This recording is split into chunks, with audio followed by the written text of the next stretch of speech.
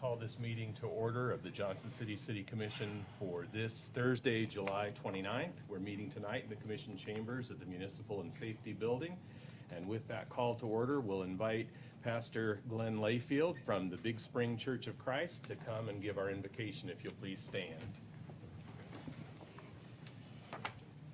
Please join me in prayer. Father God, thank you for the opportunity to be here this evening about the business of this city.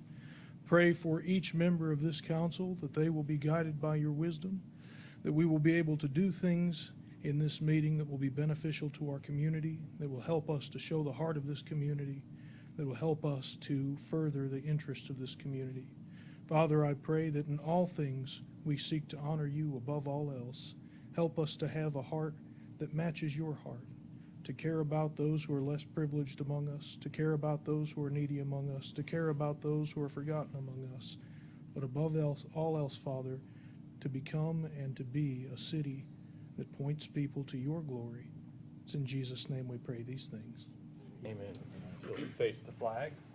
I pledge allegiance to the flag of the United States of America and to the republic for which it stands, one nation, under God, indivisible, with liberty and justice for all. Thank you.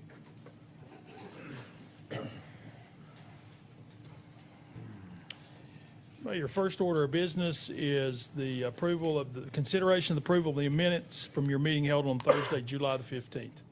Move for approval. We have a motion and a second. We'll call the roll. Commissioner Brock? Yes. Commissioner Hunter? Yes. Vice Mayor Fowler? Yes. Mayor Wise? Yes. Next order of business is to consider a road closure request to accommodate movie night under the stars. This is a closure of Commerce Street from the intersection of South Boone on the east side over to the intersection of Commerce and Wilson. I think this is to help with ensuring the safety of the participants in that event. The recommendation is for your approval. Sir? Yeah, Andy Heiser, City of Johnson City Special Events Coordinator. I'm here representing Julius Anderson today, who couldn't make it this evening. Are there any questions about the application? Move for approval. We have a motion. Is there a second? Second. We have a motion and a second. If there's not objection, we'll call the roll. Commissioner Brock? Yes. Commissioner Hunter? Yes. Vice Mayor Fowler? Yes. Mayor Wise? Yes. Your next order of business, I'm sorry. Do you want to tell about the event? Absolutely. So Julius is a local citizen who is very passionate about holding events for children and creating a positive environment for them. So he's going to be holding a movie night in Founders Park. It starts just at sunset. He's going to be showing Spirit, Stallion of the Cimarron. The event is free to attend. There'll be some food vendors there. So all are welcome to come and enjoy the event. Glad to hear that. Thank you. Thank you. Your next request is a road closure from Good Samaritan Ministries for their back-to-school party. This is a request to close Commerce from the intersection of Wilson all the way down to the intersection of State of Franklin. As I understand it, they will have food trucks and the whatnot set up associated with this, and we would recommend your approval. If you'll give your name and address. Yes, I am Lucy Tate. I'm here on behalf of Good Samaritan Ministries, planning at the event for the back-to-school party at Founders Park. All right. Thank you. Are there any questions for the applicant? Is there a motion? Move approval. Second. We have a motion and a second. Will you tell us about your event? Absolutely, I'd be happy to. Good Samaritan Ministries is putting on this back-to-school party and picnic. It's a free community event, open to everyone. We're going to have a lot of entertainment and events for children, and, well, you might catch me on one of the slides, but adults too. Everything is free. We will even provide a hot dog lunch for those that don't want to patronize the food trucks, because we certainly don't want to have anybody go hungry. But we believe in education matters, and with the upcoming school year being so different from last year's school year, we're hoping that this will just be a great event to kick off a wonderful year for the children. How many do you anticipate will We're be hoping for close to 1,000. Okay, and y'all give them school supplies? Is We that- actually will give them the school supplies this Saturday at Cardinal Park. We're passing out 721 backpacks and clothing boxes for them. So we've done food distribution also for the past 3 months during the summer. So this is sort of a kicking off the back to school and the food and everything we've done for them. We're also passing out food boxes that day for anybody in need that didn't sign up through our program to receive any. So it will definitely help in that aspect also. Yes, thank you. Thank you. You're welcome. Yes, we'll call the roll. Commissioner Brock? Yes. Commissioner Hunter? Yes. Vice Mayor Fowler? Yes. Mayor Wise? Yes. Thank you. Thank you so much. Thank you. Your next order of business is consideration of a beer license application. This is for a Class 1 on-premise beer license for Blue Corn Cantina LLC located at 2904 Bristol Highway. Yeah, the property is appropriately zoned, and the appropriate reviews having been made, finding no disqualifying factors, the recommendation is for your approval. Is the applicant here?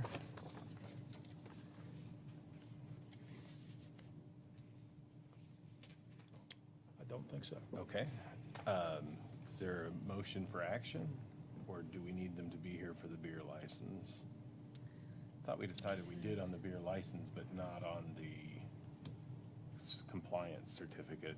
That is correct. Okay, so one last call for the applicant. Can we, can we table this to our meeting? Do you know if there's any urgency of, are they opening this restaurant or anything like that? I mean, Not that I am aware of, but that doesn't necessarily mean that that's not happening. That's not something that I get in a loop on unless it shows up this afternoon and it's hurry, we opened yesterday, I need a license. I would be willing to, if the You could applicant comes move it to in. the end of the agenda tonight. So and if you're they're not here watching by from then, home, perhaps defer it. hustle down to City Hall. And they may have thought, may have been informed the meeting was Next next week. Thursday That's true. also, That's true. Yeah, I bet you're right. so We can, we can. why don't we defer action on this for now, and worst case scenario, we could have a special called meeting or have the, You could do that. You could pass it subject to them I prefer to do that. appropriately Okay. responding to the questions to Janet before they are issued the license. Fair That's enough. always Yeah, She's is a there a trustworthy motion person. I will to, move what Pete just said. we have a Okay. motion and a second? Yes, All those, let's call the roll. Commissioner Brock? yes. Commissioner Hunter? Yes. Vice Mayor Fowler? Yes. Mayor Wise? Yes. The next order of business is consideration of making staggered term links for the 6 appointments recently made to the Johnson City Conventions and Visitors Bureau. As you are aware, last meeting you appointed 6 members, and in order to have a ongoing rotation of members, so many members need to roll off each year. I think the recommendation is to have 2 people roll off each year, so you would set this up for appointments of 1, 2, and 3 years for each of 2 members. Do we specify which ones get which role, or? Well, How- we, of the 6, 3 were hoteliers and 3 were at large. And so I think it probably makes sense to figure, pair them so that you've got a hotelier and a non-hotelier up in each cycle. Sounds like a great idea. And so I guess it's just a matter of how do you want to assign those 6 people to the 3? Would it be fair to ask for a recommendation from? Have you come forward with a recommendation on that? Yeah. Well, your 3 hoteliers are going to be Stephen Bales, Joel Dalhauser, and Steve Lewis. So you need to put each of those, one of those to a 1-year, one to a 2-year, and one to a 3-year. In the order they're in alphabetical order, and we could do it that way just to make it fair. That would be fair for the people at the end of the alphabet who are always last to everything. Spoken like Mr. Wise. Yeah, that's right. I'm good with that. So Bales would be 1 year, Browder 2 years. Lewis, Well, 3 years. Browder was not a hotel. Bales. Oh, okay, I'm sorry. Bales, yeah. Bales, Dalhousie, and Lewis. Okay, Bales 1 year, Dalhousie 2, Lewis 3. We'll carve those out and approve We them. want to do the same with the alphabetical on the others. You want to do it So, reverse, last name? However you want to do it. I would just follow the same pattern. It's fine. Again, this is because it's a newly appointed committee. All the other committees were already staggered in their appointment. We are reconstituting or constituting a new CVB. So we'd basically be assigning them in alphabetical order in the two groups. So Browder would be 1, Castile would be 2, and Marquardt would be 3. Yes, I think that's what I'm understanding. Is that agreeable to everybody? I would make a motion to do that. We have a motion and a second. Will we call the roll, please? Commissioner Brock, Yes. Commissioner Hunter, Yes. Vice Mayor Fowler, Yes. Mayor Wise. Yes. Now, these board members would be eligible for reappointment. This is the first time for everybody on this. Now, would they go back into a 1-year term, or? Be a 3-year for everybody from here on out. So the next time, if they get reappointed, it's a 3-year term. Just to get over the hump. Your next order of business is consideration of the consent agenda.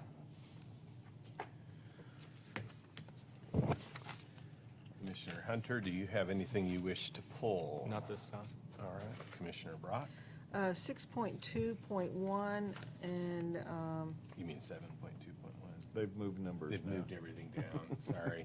I know what you mean, this oh, I brought mine GRC. from That's home because the- I have my notes on. Okay, so 7.2.1 for GRC. Water sewer. Yeah. Okay. And then I guess 7.2.2, is that the skylights? Burwell, skylight, yeah. Okay. Anything else? No. All right. Vice Mayor? I don't have any, thanks. Okay, so we have 2 to pull under bids. Here comes Mr. Witherspoon. I was just surprised at the gap of these bids.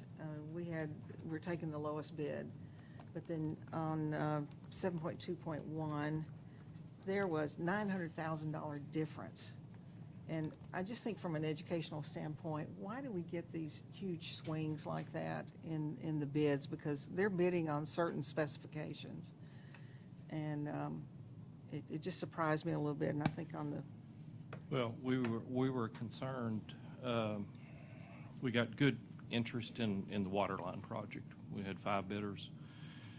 3 of those bidders were clustered together, so we knew that was a pretty fair amount for the bid.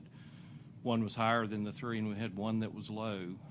The engineer checked with the bidder, confirmed that they didn't have an error, confirmed that we wouldn't award the bid, and then hear about some escalation in price That on was my pipe. concern, or- yeah.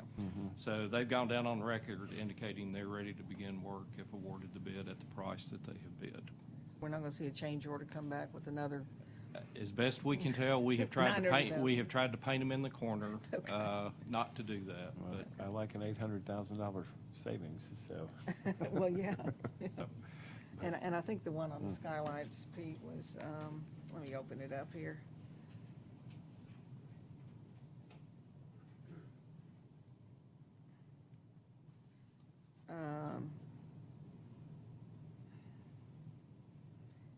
Let's see. Yeah, that was like $100,000 difference. Is this one that we're gonna hold them to this price? We are. We did the exact same thing as Mr. Witherspoon just said. We had the architect get with the contractor who was the low bidder, make sure they checked their numbers, didn't make any mistakes, and they verified that. And then I actually talked to the one that was higher. We only had the 2 bidders. So I did talk to the one that was higher. He was bidding with the idea he was already really covered up in work. So if he got it, he was going to make it worth his while. Yeah, gotcha, And so I think that was the separation difference in these 2. right. How long will it take them to get these skylights replaced up there?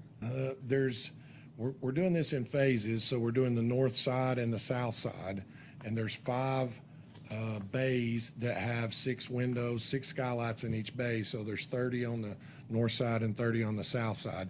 The reason we're doing this in phase 1, they were the worst, that were leaking and the cracking and the flashing deteriorating around them. And I think the timeline was a little longer. Actually, 150 days, is how many? 150. 150 days. A lot of that's going to be, once we give them notice to proceed, is the lead time on purchasing the skylights. Everything right now is a long lead time on getting material in. Then they'll have to get their lifts and everything out there because it's very high off the ground. So you're looking at, somewhere between 4 months or so to get it completed.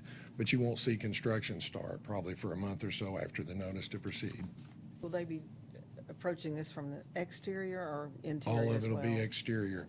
We did an addendum on the bid to add some work on the interior. If you've been in the concourse area, you saw where some of that block in the corners is separating.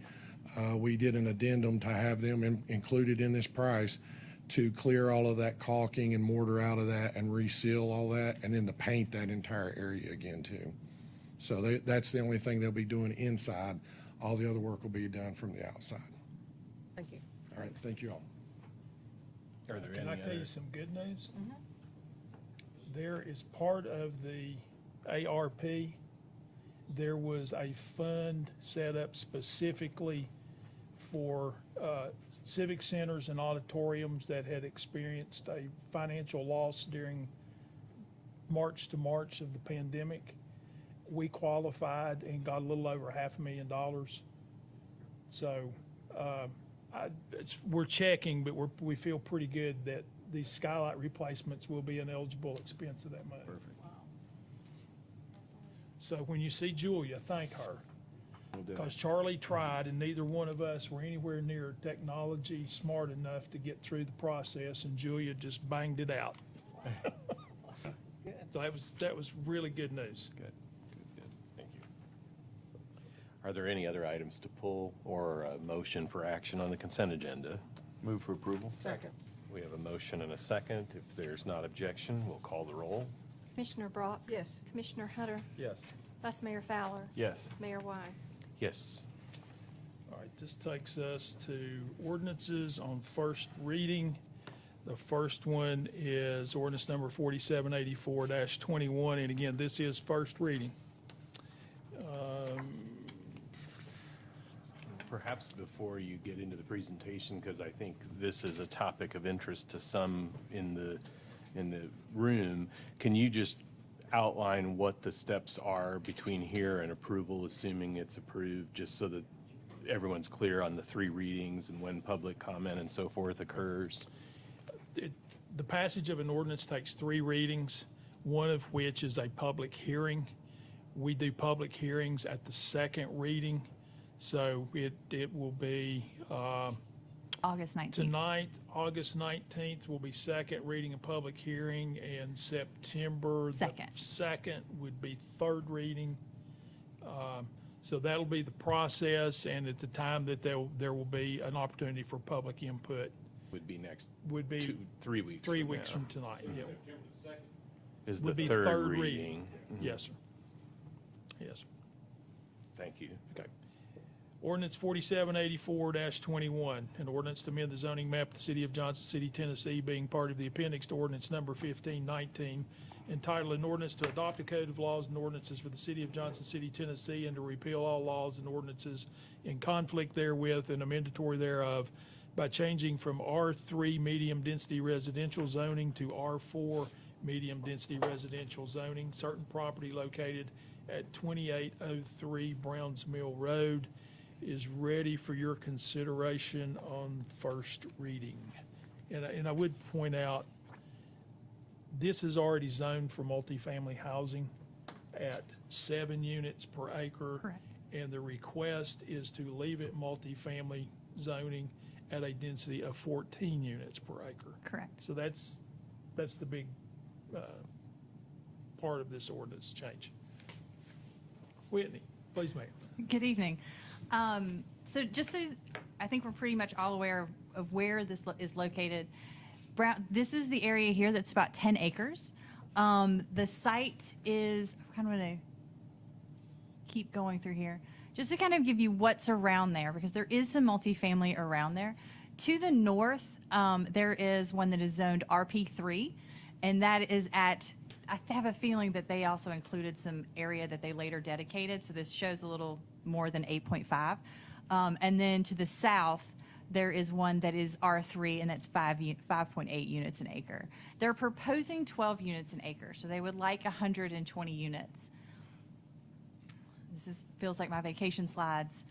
But just to kind of give you an idea of the overall vicinity, this is where it's located, and it's where it comes right down from Swanee and then heads back up the hill. To look at the site plan, they are putting sidewalks on Browns Mill Road. They're going to maintain the existing trees, so there's a tree line here, as well as trees and very steep slopes on this side, so they're not going to go over there. From their original proposal, they have moved this community building, I call it a community office building, that's more in line, so it looks like one of the homes coming down, so it's not far back and there's not parking in front, so it's kind of continuing that facade along the street. And then they have made that the facades of A, B, and C here, that they face the interstate, which is part of an overlay district. They've got a pedestrian path that runs through the proposal, as well as through the parking lot, which I think is pretty helpful with such a large parking expanse. And they have centralized the trash location. Their original trash location was up towards the street. So just so you know what they're proposing, with 1 bedroom, 2 bedroom, and 3 bedrooms, we'll need 227 parking spaces. And this is where they've put their stormwater retention. One of the things that staff has asked, that's just a recommendation, is perhaps making this building A, because it is adjacent to something that is more 2-story. It's kind of a 2 to 3 level, of maybe making this a little smaller in scale, because that is going to feel jarring just between those two. Kind of more of what that wrote. So there was a neighborhood meeting. We're going to get there. There was a let's go back. Go back to this vicinity map. At the neighborhood meeting and at the planning board meeting, there was a lot of talk and concern about traffic, about the safety of Browns Mill Road, about what's existing today, and how this would impact the future, because it does add traffic to the road. No one is disagreeing with that. Mr. Penzola came to the planning board meeting and spoke eloquently about what Browns Mill would be able to take as far as a capacity load, and this would be okay. The use, I don't have those numbers offhand, but can get them. So one of the things is that the concern was the Browns Mill won't be widened, and the rock there is one of the reasons it won't be widened. But there are potential, I think there's, back to the city map. There is a sidewalk. I believe they put in a sidewalk down Swanee Drive. So there is some potential to get to more commercial area on Roan Street. At the planning board meeting, they talked about adding and actually this is one of their conditions, with their approval, is adding a bus turnout lane that as part of their plans. That was one of their conditions. As far as what we look at when it comes to... Can you clarify what you mean by a bus turnout lane? They wanted on the development side to have a pull-off into the development where a transit bus or a school bus could pull off safely from Browns Mill Road. Oh, it'd still be on Browns Mill Road It's- effectively? yes. Okay. Yes. Just to kind of give you an idea of what we use in order to look at a concept plan, in order to evaluate a concept plan. And to continue that, the current land use is vacant. The future land use is residential. That's not surprising. Staff is recommending approval because there are policies in place that would support this. Then that is that there's diversity of housing types that we're trying to encourage. Infill development is something that is a priority, and providing sites with a range of housing types. The strategic plan also encourages a mix of housing options. And these are our recommendations of approval. If you have some questions, I am available for questions, or if there's more information that you definitely want at the public hearing, let me know and I will make sure I have that information available.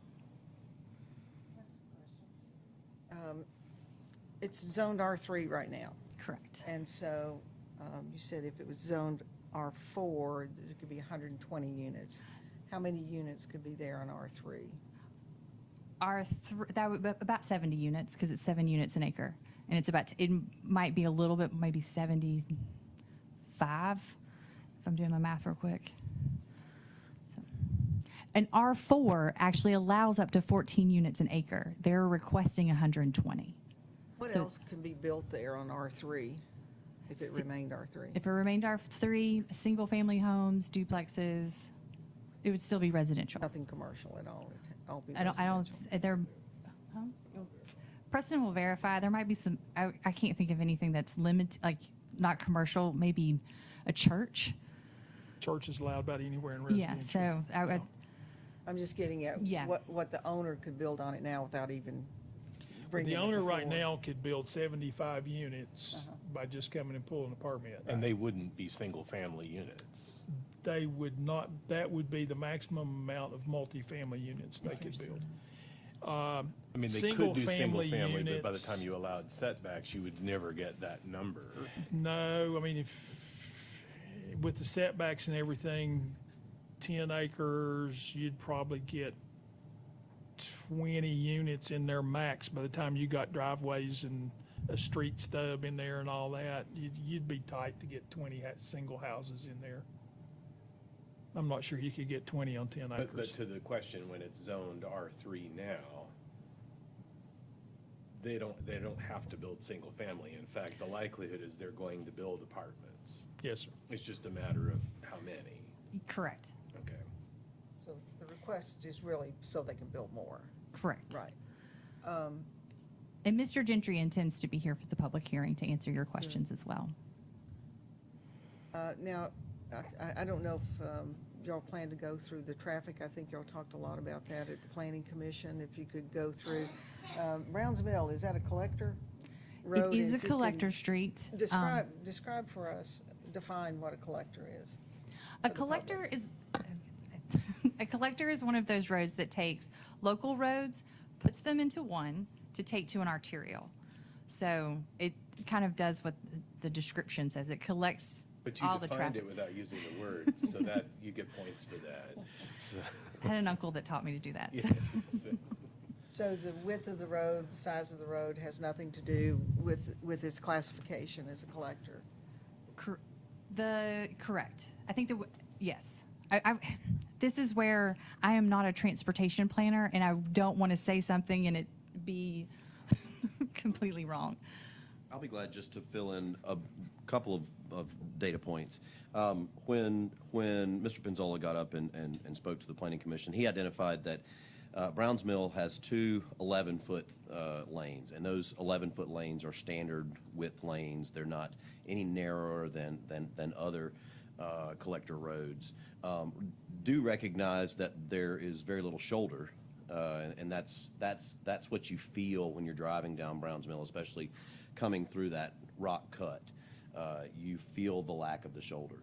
But the lane widths themselves are standard, and currently the road is carrying roughly 2,000 vehicles per day, give or take. And what he indicated was that at peak times, usually it's about 10% at peak, and so that would be about 200 vehicles at your peak times.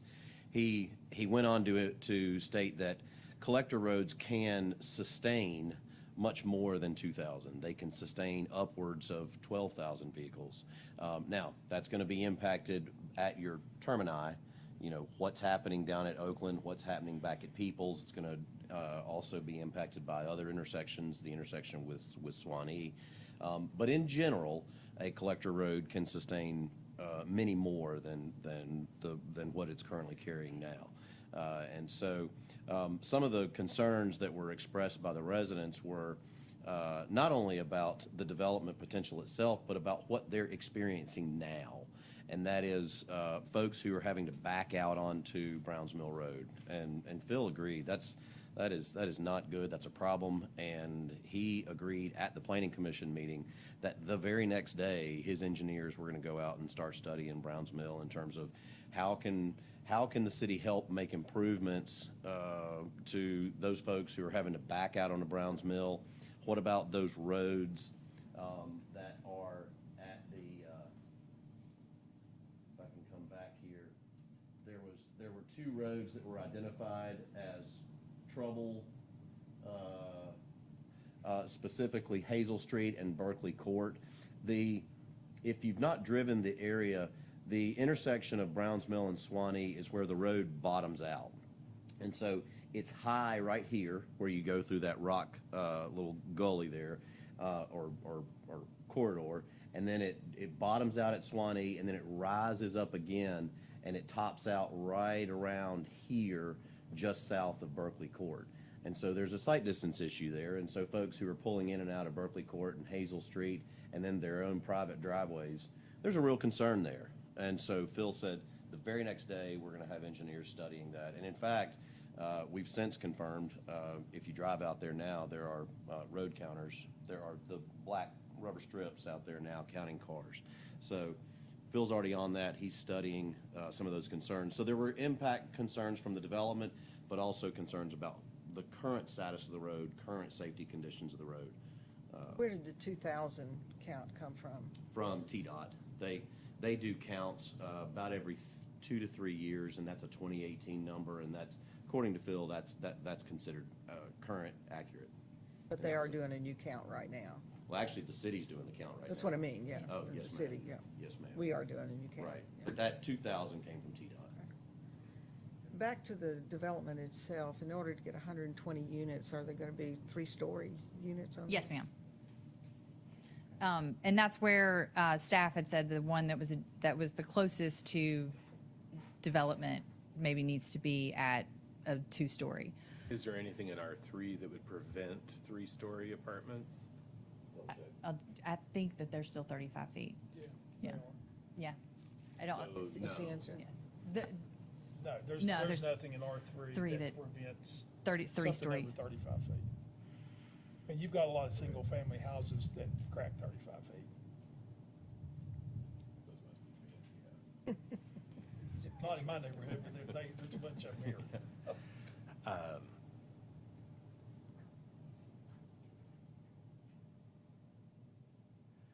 Are there other questions for staff? I guess I'm curious, when you talk about I think you labeled it the A building, which would be in that kind of upper west corner, roughly. Could bringing that into scale be part of the approval, or do you get into territory that you shouldn't be in? You're creeping into territory that it's a recommendation. Creeping in doesn't Creeping sound like you're in. totally in it yet. That would be something the developer would have to offer and agree to. He has not indicated that is for his math to work, it needs to be 120 units, and either he needs to find them somewhere else, whether that be reconfiguring 3 bedrooms to something smaller, that's in his math and pro forma.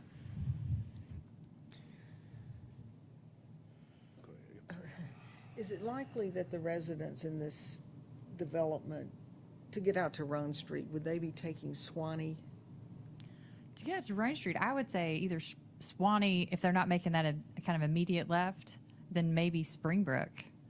Springbrook's an easier out.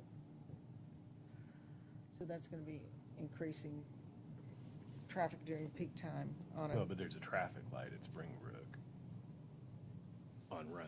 What kind of road is Swanee considered? Swanee is if I remember right, just a road. neighborhood road. Local, yeah. But it goes, you can wind your way around to get out to Roan Street, right? Yeah, yeah. So people will be cutting through there, I would think. I What you're believe saying that- is they yeah. would come all the way back out Browns Mill to, I don't know. Oh, about the Holiday Inn there, yep. Did you say, you were whispering to me, Swanee is a right? Swanee is a right only. Because it comes out there by Cootie Brown's, and you'd be If making you're a smart, left at it's the. a right only. I guarantee you there's people making left turns there. Yeah. I almost got killed in their parking lot the other day, so. There may not be an impediment to that right. There's not a sign or an impediment other than oncoming traffic. Now, for will a there left be turn. impediments on Rome Street in the near future, though, down that far? Not anything that would prevent a left turn. I mean, your traffic volume right there on Run Street is so quick and so heavy. You better, And I you better be in a wanna- good place to make that happen. Well, and I think the dilemma, and I guess I say this to the neighbors too, the dilemma in taking up, this is a zoning request. And so when we come to public hearing, and I've gotten emails from a lot of the neighbors, and I've read them, and I understand the points that are being made. The dilemma is, the question is one of land use as much as it is anything. And so this isn't about, up or down on apartments, it's gonna be apartments. It's just a question of how much influence we can have over what that looks like, how receptive they might be to talking to us and making some concessions. And so as you all spend the next couple of weeks, assuming it passes tonight, thinking about public hearing, it's helpful to think in terms of those things that deal with land use. Like I drive that stretch of Browns Mill almost every day. And my concern on that stretch of Browns Mill isn't traffic count, it's speed. Because and I don't know, that doesn't matter. In fact, 100 apartments and people turning out might slow traffic, because people coming over those blind turns might think there might be somebody gonna pull out. Might not, until they realize they should have. And I guess as we think about this, we kind of do a little bit of a disservice looking at a site plan, because we're not voting on apartments, we're voting on R4 or R3. The difference in R3 would be, we would get apartments and nobody would have an opportunity to say word one about it, except whatever existing standards are in our code. And so I say that not to sound discouraging, but to kind of focus attention on where we can have the greatest impact to kind of guide the conversation to a fruitful end. Can I make a comment? Sure. I think safety is my biggest concern. I drive that way. I'm not a big fan of even pulling out from Swanee on to Browns Mill, because you can't see very well because of people. Line of sight. And, if they were all going 25 miles per hour, it'd be nice. But when they're going 45 miles per hour down the hill and you start to pull out and they're there because you couldn't see them, it's a scary road at that point. So do we want 120 more units of people pulling out on that road the way it is? If we get a road plan done that gives us a little more vision, a little more decision about how many people are going to pull out and how fast are they going to be going. I know they could build 75 unit place, 75 things of people pulling out, and that's going to be bad enough. But do we want to increase that to 140 pulling out on that road the way it is right now? I'd kind of like to see a road plan that's better for that area before I want to vote yes for it, so. It's actually not the number of units, it's the number of trips, because most people have two cars. Right. And they're going in different ways, so it's A lot of people we're going to add to multiple of that road Yeah. that's a little scary to me right now, so, just my thoughts. I would also like to ask a question about the intersection of Browns Mill and Oakland. If you try to get out on Oakland, particularly if you want to turn left there, it's almost impossible now. I would like to see that studied a little bit to see how many are at that intersection. And because, there are going to be people, they may come out, turn right, go Browns Mill and go Peoples and try to come out those lights down there. But if they work north of the city, they're going to go down to Oakland and try to turn left and go that way. So if we could see how busy that intersection is, it doesn't have a light there. I will pass that along because I know that Public Works is studying Swanee Drive at Roan Street and Browns Mill at Peoples. And so I will pass that along They tomorrow need to morning. study Oakland as well, because there's a lot of traffic with all those businesses, with the car washes and everything that are there. Well, Pulling that out in section all of Browns directions. Mill making a left going either direction isn't really optimal. Whether you're making a left on Browns Mill up by Harrison Christian Church or a left down by the car wash, good luck during peak time. I guess I'm gonna put my old school board hat on and ask if Transit and Eldana have looked at this as a consideration for school buses and. I'm going to let, Preston was in on that meeting, so I'm going to let him answer. Yes, actually, I was invited to a meeting. Mr. Stahl set up a meeting between the school board and myself and Eldana. And I'm going to go back and make reference to the site plan. Thank you. As Whitney had mentioned, engineering at this stage even has already required that there be a decel lane traveling southbound. So vehicles coming over this hill traveling towards Swanee will have to decel. The conversation that was held at the Planning Commission, which Whitney mentioned, is that decel lane now is recommended to lengthen to not only act as a decel lane, but also be able to handle a bus pulling off so that a bus can safely get off of the road and sit there and pick up any children. It was interesting because Eldana's comment to that was that actually doesn't help. And the reason why is because when that southbound bus pulls off into that, what is now off the road, but is now in this separate lane, the red stop sign doesn't activate. And so when it doesn't activate, now you've got children walking around in an area. And so that was a compelling comment from her. The other is she said based on the school bus routing in this area, she has buses going both north and south. And so the only advantage is, well, it's really not an advantage because she indicated that the red stop sign doesn't pop out for buses going southbound, and then going northbound, they will have to stop on Browns Mill. So they will stop on Browns Mill, the red stop sign will come out, but they will be on Browns Mill going northbound. So the buses would not actually go into the development, they would stop on Browns Mill? Correct. I know there's a formula that's used to predict how many who would live in that complex would have school-aged children, how many would be in elementary, middle school, high school. Do y'all have those numbers at all? I mean, from an elementary school, where would they go? Pete? This group would go to Town Acres. That's what I believe. Town Acres. And we can, the school board members who were there, Todd and Tammy, they actually showed me that formula it's they have the a numbers? GIS application. Yeah. I didn't get them at that meeting, but I'll have them for second reading. Please.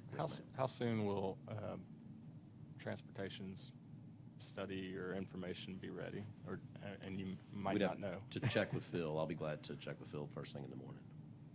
Do you know if there's room at the entrance for this, for a bus lane, both lanes, and a turning lane? Because you also got people coming up, they're gonna turn left into that on Browns Mill, and you can't, if that person stopped there, the line of sight, the hill coming that way is pretty close to that, so, That level of engineering has not been done at this point. yeah, because that's another concern But- too, people but turning in it's and coming part of the other way. site plan. If it's It part, has to be it would done. have to be Right. done. Like, they would Right. have to make that. Gotcha. If that was part of it, then they have to make it work. Mr. Peterson, is Browns Mill, has it ever been put on any kind of improvement plan to try to, I mean, just even if nothing happened there, anything to upgrade any features of Browns Mill, so it's, to Commissioner, Vice Mayor Fowler's point, just from the safety standpoint of it? This is going deep into my memory. Okay. Maybe back in the 90s, and that's just a maybe. Browns Mill changed when Oakland was redone, and those improvements were made, you've got more traffic. That impacted Browns Mill as well as the construction of People's Street. As people cut through now. You've got traffic that Browns Mill probably didn't see before then. You know, one thing I would remind everybody, making a road wider only ensures that people drive faster. You want narrower traffic lanes if you want traffic to slow down.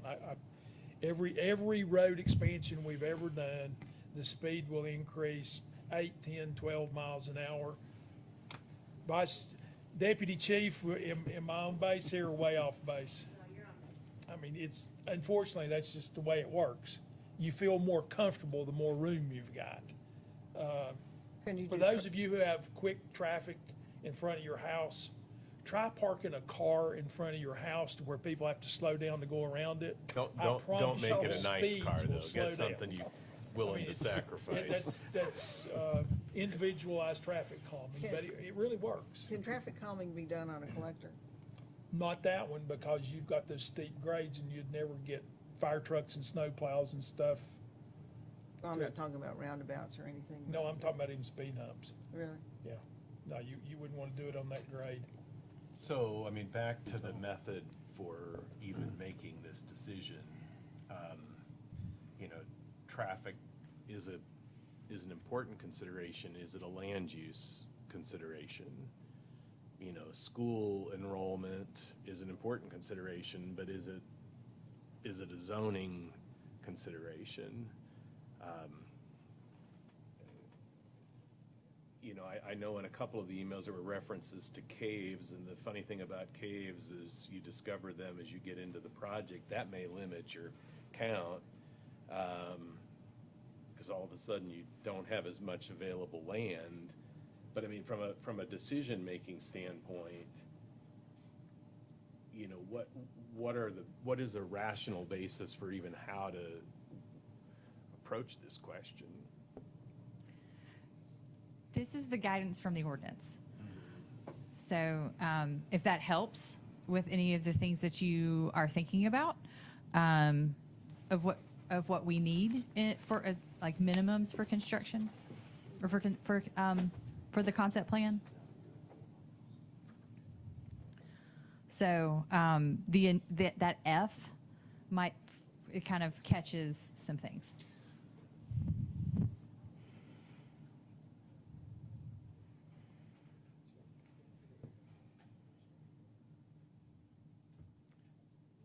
I think it'll be important to find out how many cars are going down there right now, since 2018 also. So, I don't know, we need to have that. I would be interested to know average speeds too, if it's possible, because it seems to me, I think you said 45 miles an hour, and I thought you were being charitable, because they look like they're going faster than The one thing 45. that- Seem like it when you're pulling out and they're right there. I don't That's doubt it. Yeah. I will say that one thing that when you're standing still, everything looks a lot faster. Well, I'm talking when I'm coming out Oh, of. but I also Yeah. understand. I also grew up on Brownsville Road, so I also understand Yeah. a driver on Brownsville Road. Okay. So yes, well, I'll have as much transportation data, and I would imagine that Mr. Pinzola will be here as well. Okay. Are there any other questions for staff? If not, you know, again, as Mr. Peterson outlined, the process is customarily 3 readings. First reading kind of lets questions percolate up and hopefully give staff some guidance. Second reading is where we'll have public input. And so, in part to ensure an opportunity for public input, I'm inclined to pass it on first reading, but I also want to make clear, you know, that doesn't necessarily signal where I would be on second or third reading. So I don't know what others. Well, and much to your comments, I think there's been a lot of compelling points made for and against that I think we need to consider, and I'm going to make the motion to approve first reading to move it to second so that we can get more input from the developer and from the residents, because I think that's a crucial part in our consideration. But, you know, I definitely have concerns. You know, usually when we see something like this, when there's concerns about traffic, the answer is, well, you know, the development happens, then the resolution to any potential traffic problems comes afterwards. I've got concerns that there is no resolution in this case, but at the same time, your points about, well, if there's more traffic, it could slow it, you know, and because speed is my main concern on that, more so than the traffic count. And then the school buses, I mean, that gives me a lot of concern. But I also don't know if 75 units versus 120 units makes a difference if they're still going to be on the road picking up kids, and with the terrain, I can just imagine, you know, a mess. But I will make a motion to move it to second reading. I'll second that, but only because I want to get this information back. And as Mayor said, that doesn't necessarily mean how I'll vote on second reading. But I'll get it so we can move it ahead and get this information back. We have a motion and a second. Is there any other comment, or are we ready to call the roll? Ms. Jennings? Commissioner Brock? Yes. Commissioner Hunter? Yes. Vice Mayor Fowler? Go ahead and vote no, but I'm interested to see what they're going to come up with. Mayor Wise? Yes on first reading. Okay, we'll make sure that we have lots of traffic analysis and the information you need on roads In schools. in schools. Yes. One missing.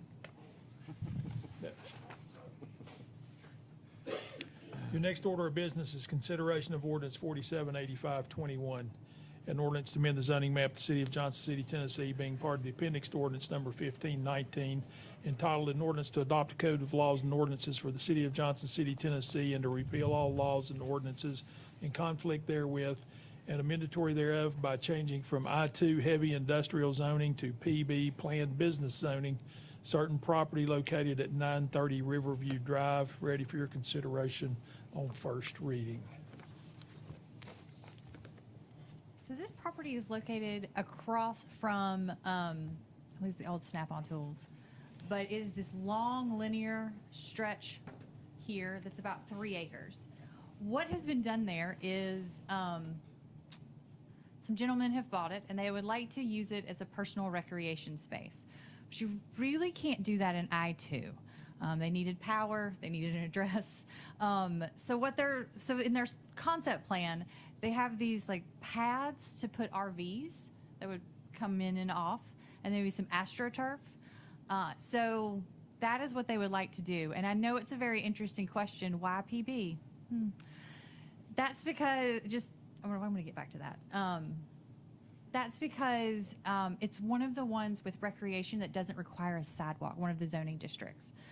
And a sidewalk is not really appropriate on Riverview, right at the edge of the city. So PB makes the most sense in that regard. Just so that you can see, if you haven't driven down this way, what I have noticed, they have in their presentation will have additional slides of what it looked like before. But this is. It is in the floodplain, but you can have a recreational vehicle in the floodplain. Because you can move it. Because you can move it. And it is above the, I'm going to lose that number. It's above the 1390 line. 1390, like. So they wouldn't require that, but they are in the floodplain. So that's why it's, like nothing that can really get destroyed.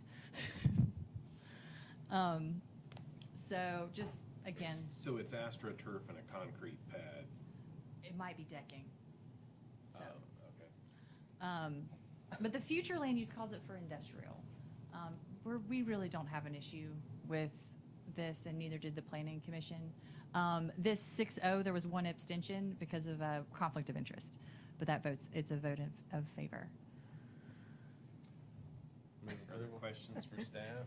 This has nothing to do with the zoning, but there's irony in my question, because we camp, and they're right across from the Wastewater. wastewater plant. What are they gonna do about sewage? Because There is was water and sewer at the site. I verified that. What? Because it was across from the plant. So they have a direct connection, don't have to Wow. precious Have water to into pump it that. back, to pump it right back. Straight from the factory. No, that's the other kind. If I may, I would like to clarify one thing for the record. Do these individuals understand that they are directly across the street from the wastewater plant that will go nowhere, and the aroma from the wastewater plant isn't always real pleasant, and we can't do anything about it? So if they get over there and it becomes extremely stinky for And their however long, Airbnb guests are leaving there negative is reviews. no need to call down here and ask us to do something, because there's not a thing in this world we can do about it. I believe that they understand that, but that is also a really good question to ask them at the public But hearing. I would really like to have some sort of recognition of that in writing. Okay, I will, Thou shalt email. not complain. Yes, because there's not a thing we can do about it, and there's going to be an expansion of that plant sometime in the next 5 to 10 years, and it's going to creep right on down towards them.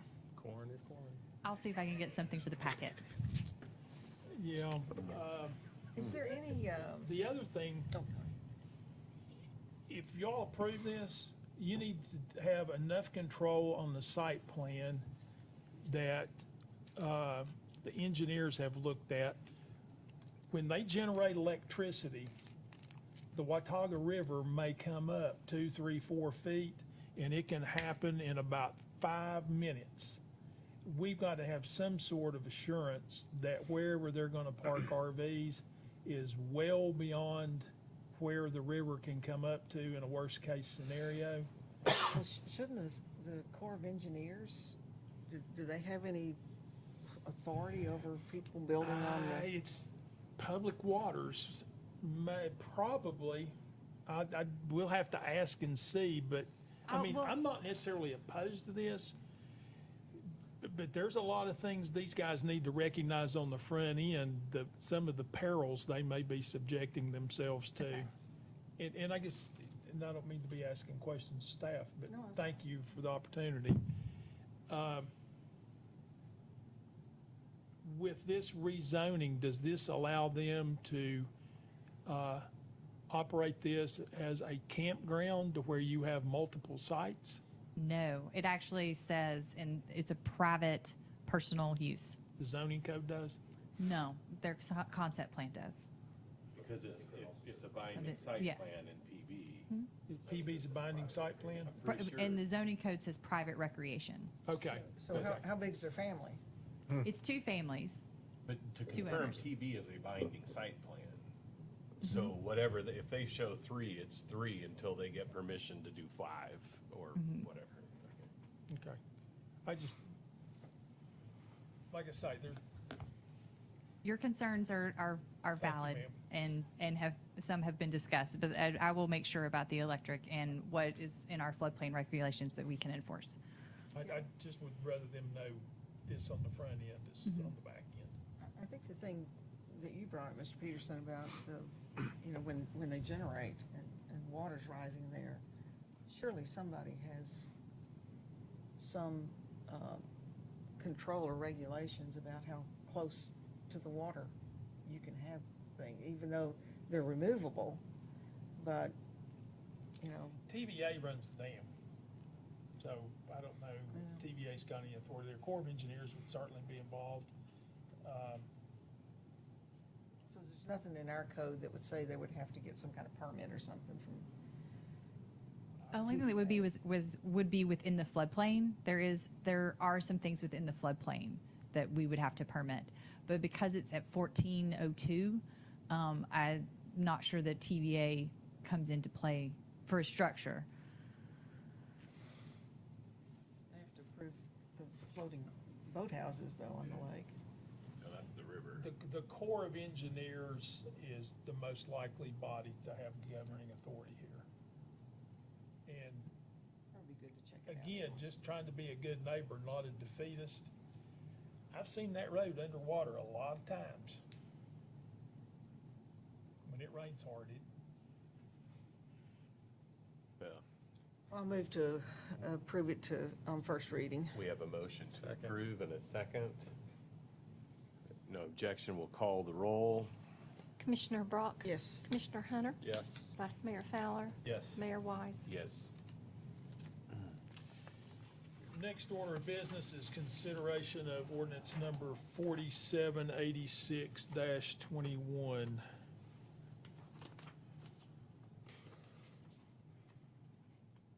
Are you doing all the work tonight? It's the Whitney Show. When you've got the best, you just. Yeah, that's right, just keep going. keep using All it. right. Ordinance 4786-21, an ordinance to amend the zoning map of the city of Johnson City, Tennessee, being part of the appendix to ordinance number 1519, entitled, an ordinance to adopt a code of laws and ordinances for the city of Johnson City, Tennessee, and to repeal all laws and ordinances in conflict therewith, and amendatory thereof by changing from R4 medium density residential zoning to B4 planned arterial business zoning and MS1 medical services zoning, certain properties bounded by West Market Street, North State of Franklin Road, Sells Avenue, and Novus Drive is ready for your consideration on first reading. This is a request by the city, and just to kind of describe where some of this is, we all kind of know this node, and it's of West Market Street and State of Franklin. This is an area that would like to be rezoned, or that we see to be rezoned for medical services, and then keeping this here as more arterial business. It's about 21 acres, I believe. In the future, this could have looked like, we know that these maps do change, could have looked like where medical services were here, but this still considered to be B4. That's essentially changing just a little bit so that the red would be here. And we will discuss later this is so that you see what it looks like if you haven't had a chance to go recently. But we will discuss later a text amendment. That's the next item. There are several policies that would support this. They are listed here. One from the strategic plan is the economic viability. So being able to support and retain businesses and talent and opportunities where the government can improve this by being proactive with some of this rezonings. There was a neighborhood meeting and no one attended. And staff recommends approval and Planning Commission recommends approval. Are there questions? What took us so long? Yeah. What is the current zoning? I'm sorry, I missed that. The current zoning? The current zoning is R4. Oh, okay. And there's one section of R4 in one of the maps to the west. What is that the power board's Yes, property? yes. Yeah. So it really doesn't, I mean, Substation. it And then the doesn't matter railroad what track. it is, and then the railroad Railroad track. track, Yeah. Okay. I'll move for approval. We Second. have a motion and a second. If there's no objection, we'll call the roll. Commissioner Brock? Yes. Commissioner Hunter? Yes. Vice Mayor Fowler? Yes. Mayor Wise? Yes. Next ordinance for consideration is ordinance number 4787-21. An ordinance to amend Article 6, use requirements by district in the City of Johnson City zoning ordinance as it relates to the uses in the medical services district. Ready for your consideration on first reading. So essentially in this text amendment, we're removing a few items and adding multifamily. There in the staff report, it essentially kind of goes over, one of the reasons we want to add multifamily is to be able to provide some housing within that district. The density that we kind of think would be appropriate is 14 units an acre, which is what is currently in the RO2, so that's the residential office, the high density. We're taking out single family. Reason being, this isn't a zone that medical services really doesn't lend to single family development, but it probably is in there because of churches. And so doing a study on what churches are in this zone and what have rectories or parsonages, there was only one, and the house is actually zoned RO1. So just to take it out, just to kind of clean it up. The other thing to remove was gasoline stations. There are other zoning districts where this would be appropriate and an option, and most likely where more of that would if a gasoline station developer would actually probably ask for something different than medical services. To show you where this would apply, GIS prepared some wonderful maps and did a lot of data collection for us. And these are all the parcels where this text amendment would apply, including, if approved, this section right here.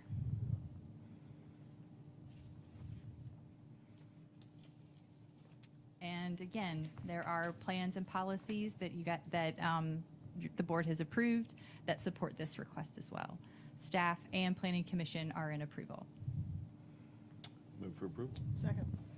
We have a motion and a second. If there's no objection, we'll call the roll. Commissioner Brock? Yes. Commissioner Hunter? Yes, ma'am. Vice Mayor Fowler? Yes. Mayor Wise? Yes. Are you going to do a certified tax rate too? You're welcome Is that out of your to. wheelhouse? Ordinance, Yeah, Janet said you were. ordinance 4782-21, an ordinance adopting tax rates for the 2021 tax year. This is ready for your consideration on second reading. The Washington County rate would be $1.73. Carter County and Sullivan County properties would be at $1.55. Has anything changed from the last time we passed this? No, sir. I would move for approval. Have a Second. motion and a second. If there's not objection, we'll call the roll. Commissioner Brock? Yes. Commissioner Hunter? Yes. Vice Mayor Fowler? Yes. Mayor Wise? Yes. Thank you. Your next item for consideration is ordinance number 4783-21, an ordinance appropriating additional funds to the various departments and divisions of the city of Johnson City, Tennessee, with the additional revenue from local, state, and federal sources. Ready for your consideration on second reading. No changes from the previous approval. Move Vice for Mayor. approval. Has anything changed from our previous? Nothing. No, sir. Motion from Commissioner Brock. Second. Second from the Vice Mayor. Call the roll. Commissioner Brock? Yes. Commissioner Hunter? Yes. Vice Mayor Fowler? Yes. Mayor Wise? Yes. Next ordinance is ordinance number 4777-21. An ordinance to amend the zoning map of the city of Johnson City, Tennessee, being part of the appendix to ordinance number 1519, entitled an ordinance to adopt a code of laws and ordinances for the city of Johnson City, Tennessee, and to repeal all laws and ordinances in conflict therewith and amendatory thereof by changing from R2 low-density residential zoning to R2C low-density residential zoning. Certain property located at 203 Mayflower Road is ready for your consideration on third and final reading. Anything change? Nothing has changed on this request. I'll move for approval. I'll second.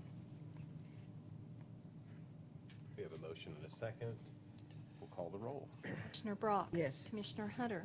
Yes. Vice Mayor Fowler? Yes. Mayor Wise? Yes.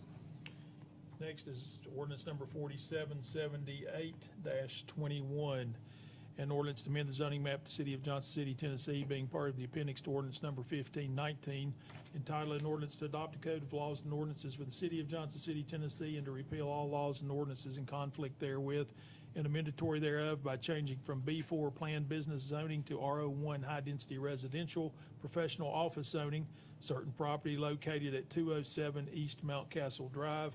Ready for your consideration on third and final reading. There is new information at the public hearing. You had requested some additional information about traffic counts and trip generation. And so just to explain this slide, this map is from the annual average daily trip map from TDOT. And so the count location is here. If you'll remember, there was a member from the public, it's this little tiny green dot. Okay. There was a member of the public who had some questions about what are the counts.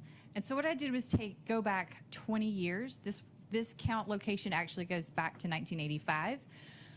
So just to kind of how I would look at this data is not necessarily year to year, but what is the trend?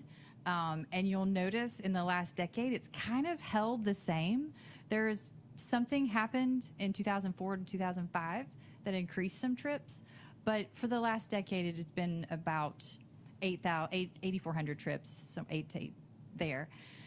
The other piece of information that was prepared by engineering was these uses, how many trips do they produce? So the current use at 131 units contributes this many trips. Now, this is just like a part of what goes into this count.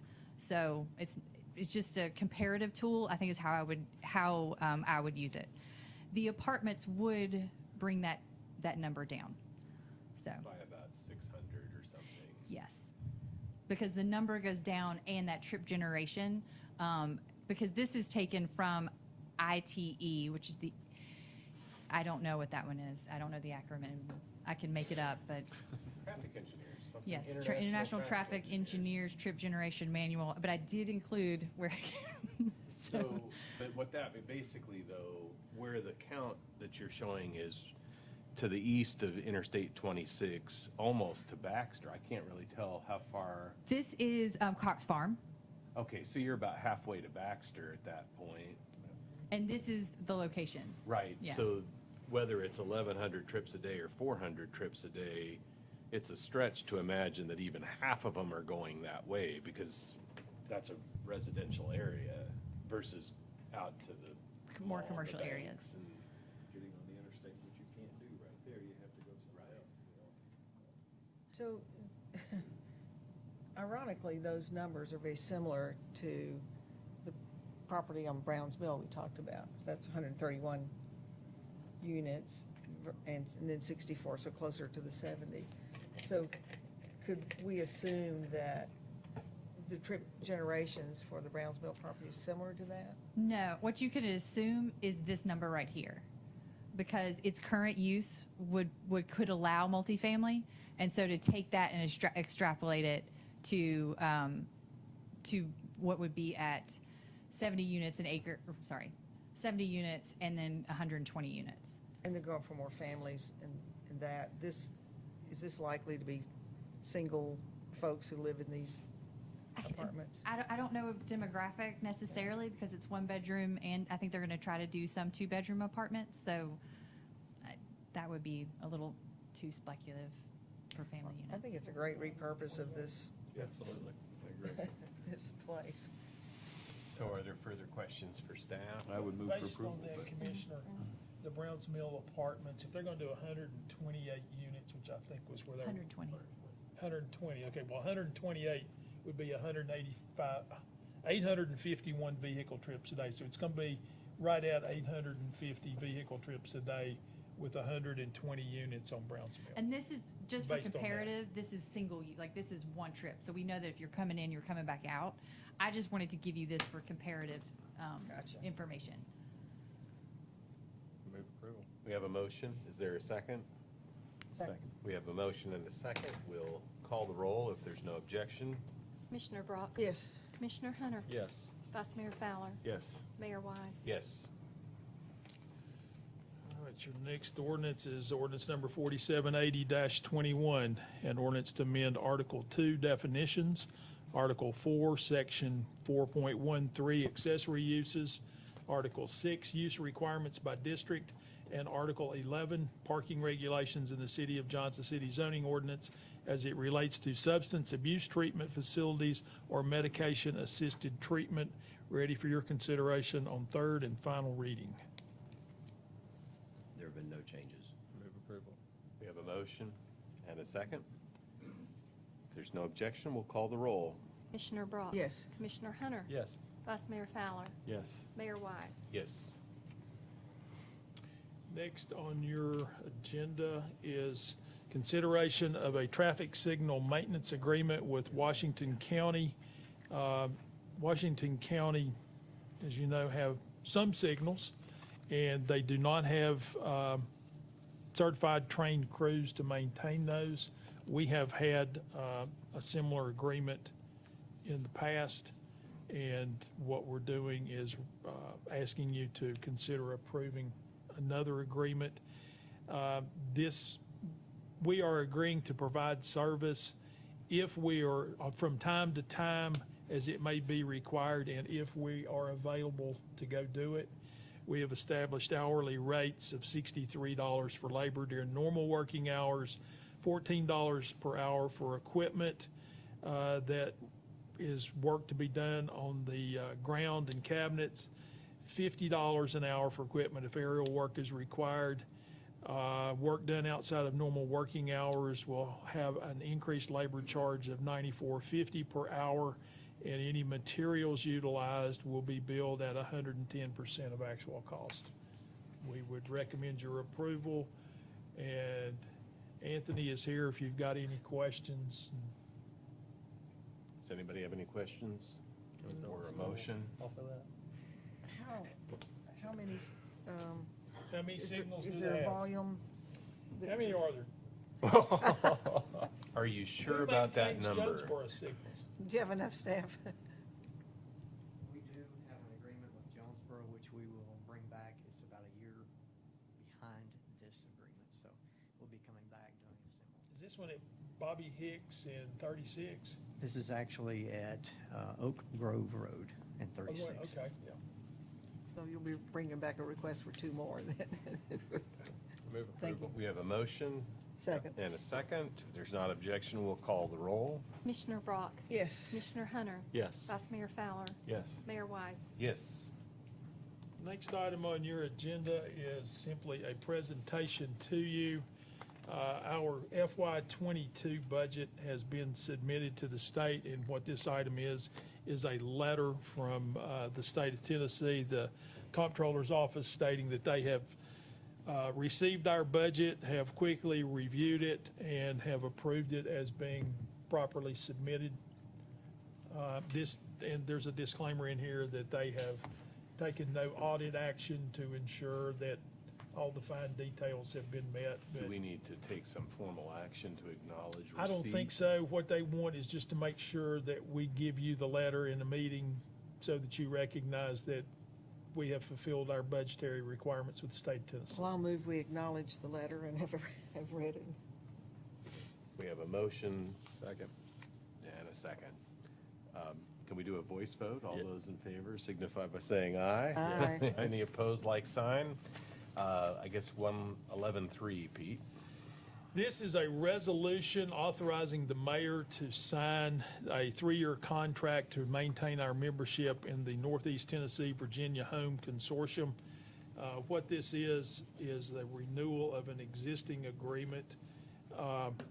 When the HUD allocations are sent out, they are sent to this consortium, and the members are Bristol, Bluff City, Johnson City, and Kingsport. And through a previously agreed upon split percentage, the funds for the homes program is split out to those entities. I think it really originated from a federal attempt at saving some level of bureaucracy and paperwork on their end. I'm not sure how much it saved us on our end, but we would recommend your approval to allow the mayor to sign this. Is there a motion? Move for approval. And a second. If there's not objection, we'll call the roll. Commissioner Brock? Yes. Commissioner Hunter? Yes. Vice Mayor Fowler? Yes. Mayor Wise? Yes. Okay, now it is time for public input. We had no requests for public input, so, Mr. Manager, it's okay. We're going to ask for advance notice, but we'll let you approach. But going forward, we'd ask that you turn in a request. Yes, sir. We announced that at last week's meeting. Okay, well, Thank you for take note. taking that into consideration. My name is Ed Wolf. I'm the host of Black-White Dialogue and the treasurer of the NAACP unit. Several days ago, we sent an invitation to all the city commissioners by email to participate with us in the Black-White Dialogue Zoom meeting, Monday, August 9, beginning at 6 p.m. We will be discussing critical race theory, which also would impact the Community Equity and Inclusion Advisory Board. This would give all the commissioners an opportunity to learn. I believe it's important that leaders of our community participate, share their thoughts, and listen to what others perceive. We learn from one another as we develop community. Dr. Darrell Carter, professor of history, together with being the director of African American studies at ETSU will facilitate the discussion. We ask that you participate and help us to understand your viewpoints. There's much controversy on critical race theory, and I know that the mayor has specifically said he wants to learn and will listen. Therefore, I suggest we all read The Sum of Us by Heather McGee and read how racism is woven into every fabric of our culture and how it has made our nation poorer and its impact on all people, regardless of race. I have one other comment. The homeless situation continues to be a major issue for this city.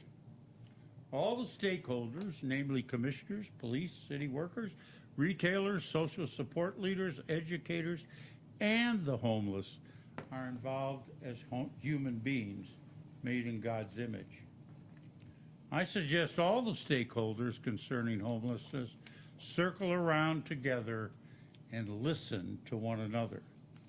Harrisonburg, Virginia did that and resolved the issue. Finally, as an ordained minister, I believe all people are made in God's image who lives within us.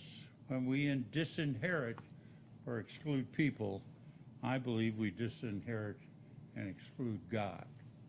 Thank you. Thank you, Ed. Thank you. Mr. Peterson, your report? Yes, sir. Over the last couple of weeks, I've had a couple of meetings centered around childcare or the lack thereof. And just wanted to update you all, with help from Lottie Rines and Alicia Summers.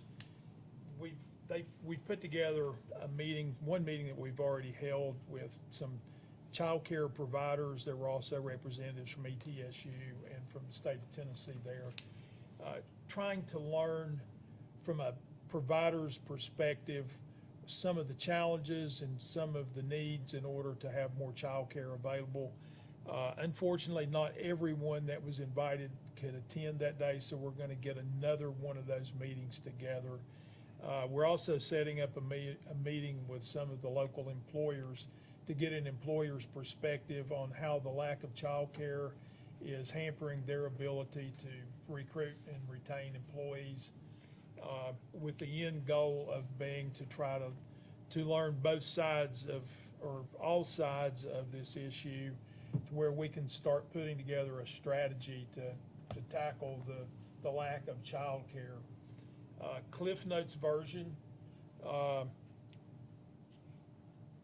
the bureaucracy and regulation from the state and federal government is overwhelming, even from the perspective of the providers and perhaps even from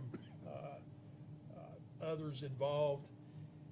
There's quite a bit of certifications and ongoing annual CEUs that are required. And unfortunately, in order to cover all of those costs, there isn't sufficient cash flow for a lot of those facilities to be successful. And for those that are successful, typically they're paying minimum wage in order to keep the doors open. There were two facilities that shared with us the other day that between the two of them, they have a waiting list that exceeds 500 children needing childcare. Two facilities. So it's a real need.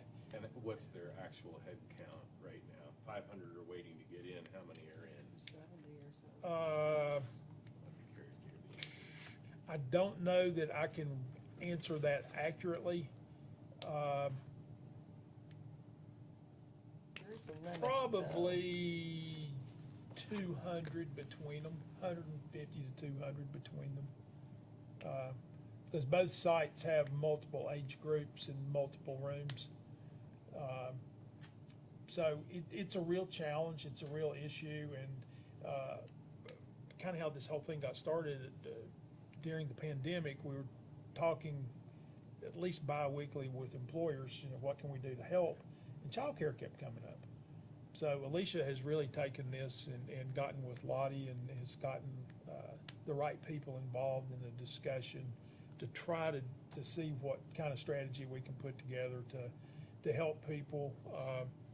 You know, there are documented instances to where working couples are having to make a decision which one of them quits working so they can stay home and watch the kids because they can't afford to both work on the wages they're making and pay childcare. There's some real tough decisions out there, and that's a very worthwhile issue to try to pursue and come up with something. And in fact, I met with Lottie again this afternoon on a couple of things, and that's something that we really need to stay focused on. I'm quite certain there's a cap on the number of children that can be in a single childcare facility, and it's maybe 70, 80, somewhere like that. So you have to have multiple ones on. You can't have one where you've got 500 kids here. And depend on who runs them and how they're run determines which state department regulates them. I learned that the other day, if I'm remembering correctly. Ones that are associated with a school system are regulated by the Department of Education, and it seems to be a streamlined process to open and operate one under DOE versus under DHS. So those are some of the things we're starting to learn and trying to figure out a way, how can we do this cost effectively and in a manner that can make them happen. Well, as you know more, keep us posted. Yes, sir. As I mentioned earlier, we had applied for an ARP grant to cover our losses at Freedom Hall last year, and we're successful in doing that. That grant appears to be structured in such a way it's set up to cover operating losses, and it gives you quite a bit of latitude in what you can spend that money on going forward. It's one-time money, and at the risk of sounding like a broken record, you can only spend it once, so I'd really suggest you spend it on a capital project or projects, as Randy pointed out. So are you saying this is one-time money? One time. Okay, The inkwell is dry. So this has to all be spent at Freedom Hall, though, is that correct? It does. And the skylight would take how much of it? Our original bid was about $600,000 to do all of them. Am I remembering that right? I mean, it'll take about all that money to do the skylights. You've teased us, that we were looking for something else to. Well, it's $600,000 that would have normally come out of your general fund So we over found the next something else couple to of do with budgets. that. So now you freed up No. $600,000 No. for something else. You'll find some excuse. I would Anyway. guarantee it.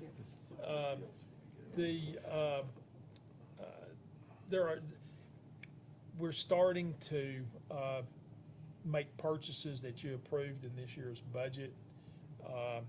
There are a number of items that we're seeing with extremely long lead times. We had the acquisition of police vehicles on there, and there's about a 6-month lead time on receiving those vehicles. And the reason that we wanted to add that to the agenda today is to try to get in front of all the other governmental agencies that are trying to order police vehicles right now. The computer chip issue with vehicles is real. Been talking to Tim down at Motor Transport. We're having challenges getting vehicles repaired in some cases. Ordering and receiving new vehicles is a real challenge. Any plastic pipe was extremely tough along with copper a couple of months ago. Plastic pipes eased up some. We broke the Brush Creek Interceptor project into 2 projects because of cost, and we had originally planned to have already bid phase 2, but due to the availability of pipe, we've pushed that back, and probably be sometime next month before we bid that project. The availability and the cost of materials is definitely gonna come into play in our capital projects for next year or so. And then one other thing I will mention, as you all are aware, a couple of years ago, we chose not to renew our membership with Tennessee Municipal League, and with without boring you with a lot of things you already know, there was, the effectiveness of the league at that point in time was questionable. Over the course of the last year, there has been significant change at the league now. You've got a new executive director who was formerly a lobbyist for the University of Tennessee with the state legislature. Mr. Severs is no longer, he has unfortunately passed and is no longer associated with the league. So I have been in contact with a number of municipal league members and with the new executive director. And I can assure you there is a new focus and a new energy there.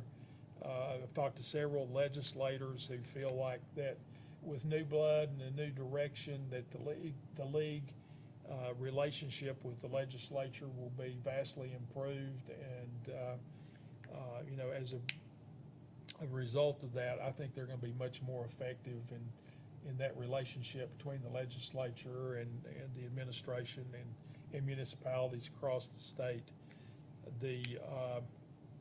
With a new manager coming in, I think it's going to be real important that they have a solid base to build upon their personal relationship with the legislature and with the league and with the various cities and municipalities across the state. I was the one that came in with a very strong recommendation to get out. I didn't think that the league was effective at that time. I would make just as strong a recommendation now that I feel very confident that the league has rebounded. It's got a new direction, a new energy, and it's going to be a very effective tool for the city of Johnson City, and would recommend that we do get back in the league and become active participants again. Would they offer a trial membership? 6 months, is it free? Well, what has been offered, they're getting ready to do a rate increase for the for the year that starts in July. And they have offered us last year's rate for next year. And what is that? It is $17,000 a year, which is about 25% of what you're paying one of your other lobbyists. I'm in favor of us coming back in for a couple of reasons. One, I think that our new city manager is really going to need a network out there to really get integrated into the workings of Tennessee, the state of Tennessee. Whether this person is a Tennessee person or outside the state is going to be really important. And to be able to have that, you know, network of other city managers throughout the state. When I was mayor, I would get calls often from Mayor Fire-Robin and Mayor Schul about things that they were doing, and it was with TML, and we were left out. We didn't know, you know, what was really going on, but things that were of real great value. And so it was last year when things, I guess, really started turning around, and they've indicated they would not leave at all. So they're very much a proponent of that.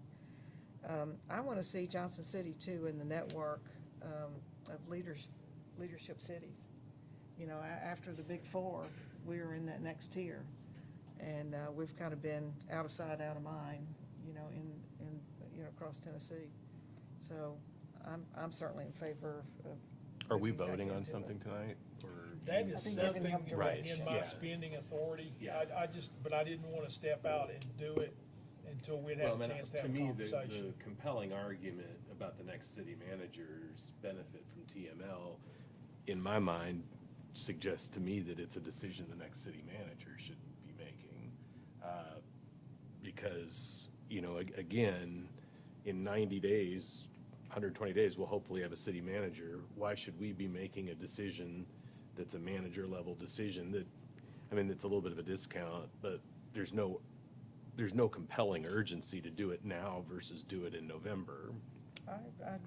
would take a different position on Okay. that. I Well- think it's for us as well. Right. I've been to TML events, and I thought that they had been planned the night before in the bar on a cocktail Well, I napkin. think this, So, he's saying that's Mhm. changed. Well- Let's hear from other people. Yeah, the meeting that Pete and I went to, last one, I think, was in Memphis that we went to, and I learned a lot there. I learned more and going around to the different vendors and learned about what all that we might or might not be doing, and some of the things they were pushing for some of the places in town that we would like to spruce up. They had some great ideas about unoccupied homes and some of those things, and I thought they were great ideas that I hadn't thought of before. So we haven't been going to anything the last several years. We haven't gone to the National League of Cities. We haven't done anything. well, that was because of a pandemic. That's not because of But- membership and things. No, but, I don't know that I was going out west to go to that meeting anyway that they were gonna have. So, when they're closer, we can go to them kind of things, but the TML, I kind of think, since it's municipal league and we're a municipality and they're doing more things, I'm kind of inclined to go ahead and get back in it, and if it isn't worthwhile, we get out again, so. And I think it would be nice if our retiring city manager would introduce our new city manager to some of the people in the state to help get their foot in the door, which I think he's got a great reputation at the TML already, so it'd be nice to get running with both feet when they get here. There's also training too, and like Commissioner Murphy needs to be going to some of that, and perhaps, as we get to different levels of training. I know Joe and I went to, I guess, MTS did that. Yeah, I don't know that We I haven't ever done did training anything. with TML. Yeah. Does TML do training? Mhm. They usually contract with MTS to do it. So MTS does MTS training. is the training arm Okay. for them. Yes, sir. At the conference in Chattanooga coming up, you have a day of training down there. if Yeah, you need to go. Yeah. But It's at MTS. the TML conference, but MTS will be doing the training, yes. Should we be going to this conference in Chattanooga? Because if we should, I need to be planning like tomorrow to do that, because it's hard for me to do it without further warning for It- those things. Yeah, it appears to be a good agenda. Look like it. And fruitful. And when is that? September, 10th, something like not that. too long away, so. Yeah, It's the weekend after Labor Day, if I remember right. Labor Day is on like the 5th or 6th. 4th, 5th, 6th, something somewhere like in there. that. Yeah, because our meeting is the 3rd. Thursday's, well, 4th, Thursday's 5th, September the 6th, 2nd. So Labor the Day is 7th, 3, 4, 5, yeah. 7th, Monday. TML would be the Sunday through Tuesday after Labor Day. There's a dinner that night we got invited to also that I got an email for on Saturday night, I think, the night it begins. Commissioner Hunter? Well, I can't speak to the relevance of TML because I've not been Never part been of in it. I guess I'm kind of indifferent in that, in trade associations that I've been a part of, they're most effective for the big dogs, the ones that are, largest in the group, write the biggest checks, and their voices get heard more. But I'm not necessarily, we can always cancel if it turns out that it's not You can get out, and useful. get in or get out on an annual basis. That's correct. So, Well, it's within your spending authority. So I think we're talking about something that we've vested the city manager with authority to do. I don't really know why any of us is opining on it, but when asked, with 90 days or 120 days till a new city manager, it seems like let's store up as many decisions for the new person to make. I mean, I'd be interested to hear of all these things that Kingsport and Bristol were doing with TML that we were on the left out of. But for now, I think let's make, let the manager make manager decisions. Okay, very good. appreciate you talking bringing about- it. Yes, sir. Pete or the new one? That could be talking about either. I would encourage the current city manager to use judgment, recognizing If you he think is in it's the final important for us months to of do his it, you time. sign up and you Right. let me know and I'll block out and go to this meeting. But I don't so. think this body needs to be directing decisions of a manager, current or future, at that level. Very good. Well, we made the decision to pull out. No, Pete no, brought that to Pete us. brought it to us, and Yes. we didn't tell him we were gonna crucify him if he did. We didn't make that decision. Pete made that decision. Well, we, There was no, We there's no certainly gave him. minutes, there was never a vote. We didn't make that decision. I'm in favor of you making the decision to Okay. get back in. I will make a decision and let you know what All it right. is when I send you the invitation to the conference.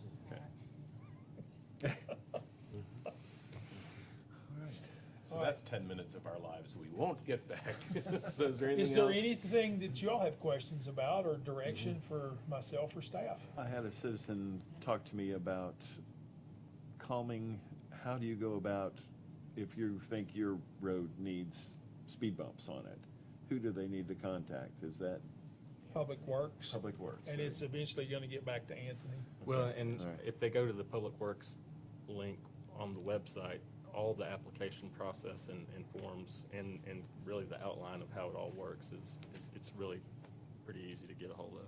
It was Highland Avenue that's over in, not far from Parks and VA, people cutting through and speeding through to Okay. avoid University. Between Parkway Tennessee and Street and Watauga? University Parkway. Yeah, I'm sorry, I yes. understand, yeah. Yes, I'm sorry. The old man, right? Right, but yeah, they're. You know how us they're- old dogs are. I know, I understand. So anyway, that, I'll let them know who they need to get in touch with. Yes, sir. Pete, could you also update us? I know you had a meeting this week, either with Dr. Kursky or Eric Deaton or something. Well, I've talked to Just about them what's going on and what's. via locally email for- and phones and stuff. For those that don't know, the schools are gonna open up with a discretionary mask policy. The CDC came out Tuesday or Wednesday with a recommendation that everyone inside a school, regardless of vaccination status, should wear a mask.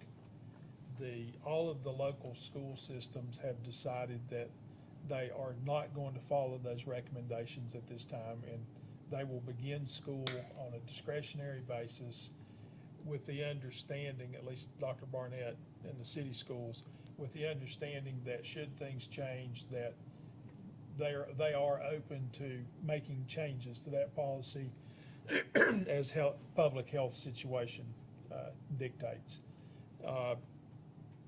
The number of COVID cases is growing very quickly.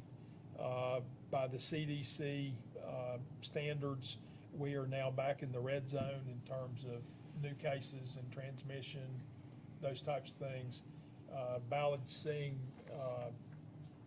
more patients. They're starting to see significantly more patients having to be put into ICU.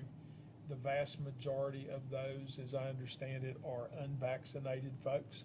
But they, 98% of them, I thought. 95%. Yeah. I think what we saw was about 98, 99%. yeah, it's significantly the unvaccinated folks, the ones at risk. They have seen some vaccinated people that required hospitalization. I don't know that any of them required ICU. I was talking to Lisa Carter earlier in the week. They have seen children in Niswonger with COVID patients. So they're starting to see some of that. So I think in summary, it's possible that we see a significant growth in the number of cases. If you're vaccinated, the likelihood of getting sick enough to require hospitalization is pretty minimal. Children are catching it. They seem to be impacted a little less significantly than adults are. The big concern in the schools is that for those adults who are unvaccinated, they're subject to being around a lot of people that could be carriers. And in those school systems to where they have a significant number of adult employees unvaccinated, it could put them in a position of having to go back to virtual schools. That's the fear, is that you lose enough employees, you can't open the schools up. The Johnson City schools have a really good plan in place. I've been in discussions with Joy and Steve and a couple of folks about, hey, we need to knock the dust off of what we did last year in case we have to make a quick change of direction and do something that we haven't been having to do in the last little bit. So it's here, it's coming back. We really need to encourage folks to get vaccinated. I don't know how long it takes the FDA to make a permanent decision, but, I think some people are reporting that 50% of the country has had a COVID shot, and you could probably count the deaths from it on two hands. I mean, it seems to be safe, it seems to work. Most of the cases they're seeing are the variants. I don't think they're seeing much at all of the original virus. So, again, we're subject to the OSHA regulations, which require us to afford whatever protection is necessary to ensure the safety of our employees.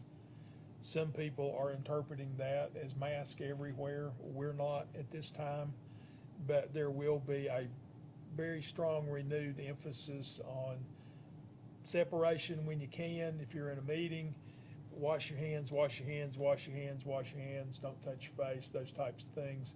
And certainly want all of our employees to feel comfortable with wearing a mask if that's their choice. Well, I was in here a couple of weeks ago in a mask. I mean, I had allergies or something going on, and I think just out of respect to the folks you're around, if you feel bad, stay home, wear a mask. If you really got questions about it, go get tested. Testing facilities are open and very available. The vaccine is extremely available for anybody that wants it. Drugstores, general practitioners, Ballad will come out with a mobile van and do it. Was it the Development District that got a couple of vans? It's a mobile vaccination facility. The Region Ahead. So, we're coming up on cold and flu season. Of course, one of the big concerns the hospitals have is their nurses and their healthcare providers have been in a very stressful situation for a year. As a result of that, I think they've had additional retirements and departures that they weren't really counting on. And from what I'm told, there is a very, very big nursing shortage right now.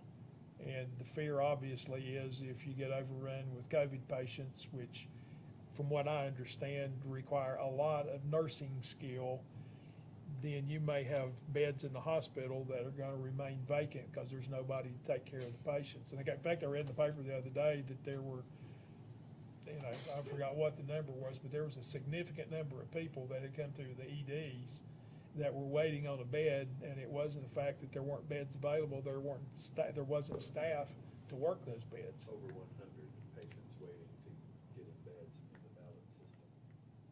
So to review, pandemic not over, still kind of serious. Get your shot if you Get haven't your had shot. one. I promise they're safe. Very serious. Are we gonna do any kind of, Public.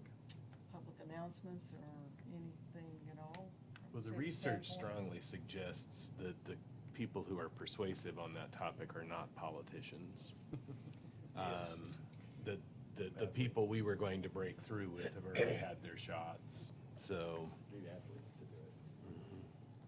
I think the spokespersons need to be carefully chosen and identify who your target audience is and get someone that has an existing relationship with your target audience. So yes, I think that, we need to be active in encouraging, not mandating, but encouraging. And, City can do that. Doesn't Yes. necessarily have to be us. yes. City can. But, certainly Todd's a trusted person and, being a Tell doctor and, everybody, yeah. Get your vaccine, Not a mandate, you don't have to, but for your own protection, for your own health. I do know people who've been fully vaccinated who've gotten it. Yes, it does happen. It's not as bad if you take Not as it. Do you have anything else to report? I would like to report that, like you, I would like to adjourn the meeting. All Yes, right. sir. Meeting Is adjourned. that the right answer? Yes. Has there been anything